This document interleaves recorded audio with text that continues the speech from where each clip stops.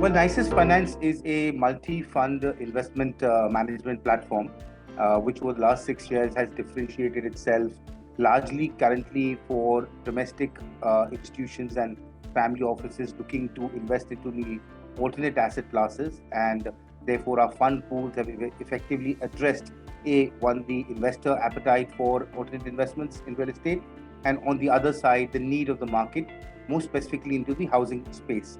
So our three fund pools, one covering the standard construction finance, brownfield projects, the second fund covering now special situations and stressed assets, and the third fund pool, which we are now launching, which is covering residential redevelopment and self-development opportunities.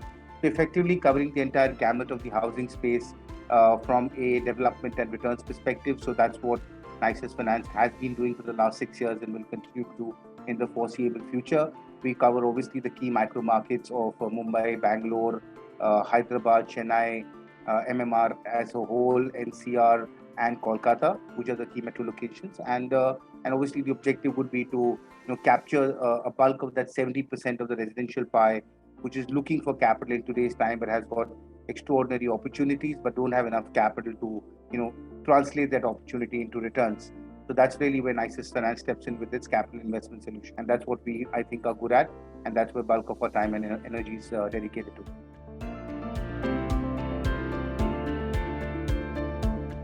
GRI has been a very instrumental platform for me over the last 12 years. I started participating way back in 2008-9 when GRI started in India. And I think we've built a very large community of co-minded peers within the industry. Now, of course, a large section also being foreign players and people coming from offshore, which have joined. I think the community has only expanded in the last couple of years, wherein I think we were more inward looking at Indian participants and people actually within India, resident here, being here. But now, obviously, now it's become more borderless, more without boundaries, more peer-to-peer across the globe. And therefore the community has expanded, which is very exciting. I'm able to connect across LPs, able to talk to GPs like me and exchange ideas and solutions. I'm able to talk to developers who are doing cutting edge work and understand how our investments will add value to them. We're able to understand the transformation of the industry from multi-asset class players who are looking at co-working to co-living to affordable rental housing, which are very interesting themes for us as an investment manager. And so therefore the ability to connect across the supply chain globally as well as in India with the top leaders in their space, especially within the housing sector, from developers to consultants and LPs and GPs, both in India and worldwide, I think has been a very exciting and interesting journey for me, which only GRI has been able to provide, especially very interestingly during lockdown. Well, I always thought I should have been an automobile engineer, and I loved making cars, and I designed a gearbox when I was 19 years old. But I realized that India is not the place to design, and automobile was still Fiat and Maruti and maybe Ambassador back then. So, I realized that's not something which is going to keep me excited for too long. And that's really when I diversified into finance to apply engineering skills or analytical skills in finance. I always thought that I should have been a corporate investment banker, started my career as well with that. But I also realized that I need to find a niche for myself. So real estate actually happened purely by accident. It was an opportunity that happened because 2005 the FDI opened up. Everybody started to look at real estate as an investable asset class in India. So the company and the consulting firm I work for also started a division for real estate, which got me intrigued.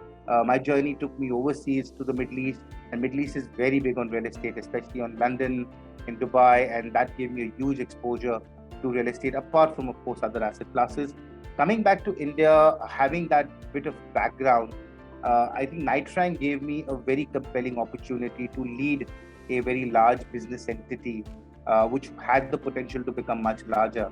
And I think that IPC experience for me, really what got me very intrigued, helped me reach a certain amount of pole position in terms of deal making, because we were just coming out of the Lehman crisis in 2008, needed innovation, needed cutting edge solutions. I'd seen that in my Western experiences in London and Dubai, and I thought I could replicate that in India. And I think the journey just sort of continued to transform from there to get more and more entrenched. Sometimes I almost think that real estate is like, the underworld. You get your way in, you don't get your way out. So I don't know. Sometimes you just fall in love with it so much, with the grime and the dust and the and the idiosyncrasies involved and the complexities of the trade, that just starts getting exciting and palpitating over time, which is something which the straight cut industry can't offer you, or something which is too clinical, too mechanized, too good, and too straightforward can't offer you. Is that hustle.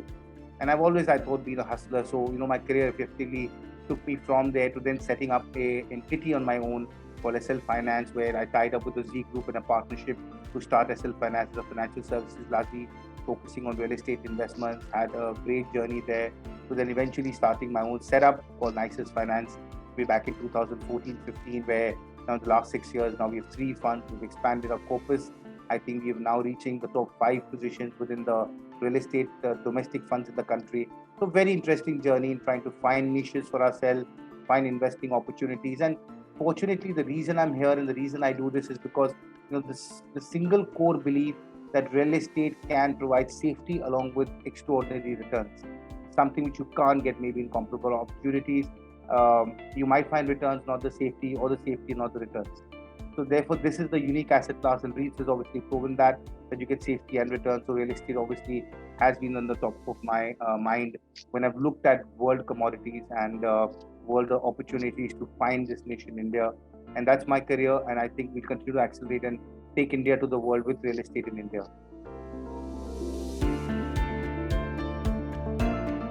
I consider myself a city boy, and I love the thrive of Mumbai. I've stayed in New York, came back to Mumbai, stayed in London, came back to Mumbai, stayed in Dubai, came back to Mumbai. But those are the cities that actually, the pulse of the city, what drives me. So, fourth generation Mumbai at heart. But I think I'm also a bit of a rustic Indian guy, because, I don't know, accidentally I was born in a village in Maharashtra.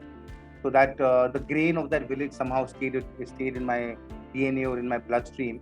So I find myself very rustic at times, love local languages, local food, thrive on local communities. I'm very happy actually eating in a Pindda dhaba, in a 5-star restaurant, and getting my hands dirty, checking out the kitchens, trying to speak in the accent of the local language.